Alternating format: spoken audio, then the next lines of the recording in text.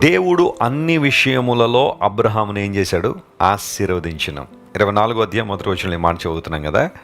12వ అధ్యాయంలో దేవుడు వాగ్దానం ఇచ్చాడు, నేను దీవిస్తాను, నిన్ను ఆశీర్వదిస్తానని. 24వ అధ్యాయం దగ్గరికి వచ్చేసరికి అన్ని విషయాల్లో దేవుడు అబ్రహామును ఆశీర్వదించెను. ఇక్కడ ఫుల్ఫిల్మెంట్ చూస్తున్నాం మనం. మన దేవుడు వాగ్దానాలు చేయడం మాత్రమే కాదు, వాగ్దానాలు నెరవేర్చువాడనే సంగతి ఈ వచనం ద్వారా మనకు అర్థమవుతుంది. కల్దీ దేశంలో అబ్రహాం బయటికి రావాలని దేవుడు ఆశించినప్పుడు, అక్కడి నుంచి అబ్రహాం విడుదల పొంది కనాన్ దేశం రావాలని దేవుడు కోరినప్పుడు అబ్రహాం విశ్వాసంతో తన ప్రయాణాన్ని ప్రారంభించాడు. ఎటు వెళ్ళాలో తెలియదు, అక్కడ ఏముంటాయో తెలియదు, ఎలాంటి పరిస్థితులు ఉంటాయో తెలియదు. దేవుడు చెప్పాడని బయలుదేరిపోయాడు. దేవుడు చెప్పాడు, నీవు నా పట్ల చూపించే విధేయతకు ఖచ్చితంగా నీకు ఆశీర్వాదం ఉంటుంది. అక్కడ చెప్పిన దేవుడు 24వ అధ్యాయం దగ్గరికి వచ్చేసరికి అన్ని విషయాల్లో, అంటే ఒక్క విషయంలో కూడా అబ్రహాముకి కొరత అంటూ లేదు. అక్కర లేకుండా దేవుడు అబ్రహాముని ఆశీర్వదించాడు. ఈరోజు నేను హైలైట్ చేయాలనుకున్న మాట, అన్ని విషయములలో.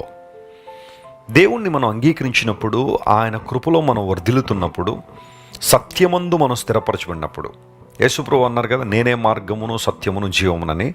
సత్యములో మనం ఎప్పుడైతే స్థిరపడుతున్నామో ఆధ్యాత్మికంగా అభివృద్ధి పొందడం ప్రారంభిస్తాం. ఎప్పుడైతే ఆధ్యాత్మికంగా అభివృద్ధి పొందుతామో, లేఖనానుసారంగా నీవు ఆత్మలో వర్ధిల్లితే అన్ని విషయములలో వర్ధిల్లుతావు అన్నాడు. యోహాను పత్రికలో మనం చూస్తే 3వ పత్రిక 2వ వచనంలో ఆ మాట ఉంది, నువ్వు ఆత్మలో వర్ధిల్లితే అన్ని విషయములలో వర్ధిల్లుతావు. క్రైస్ట్ టిప్ సెంటర్లో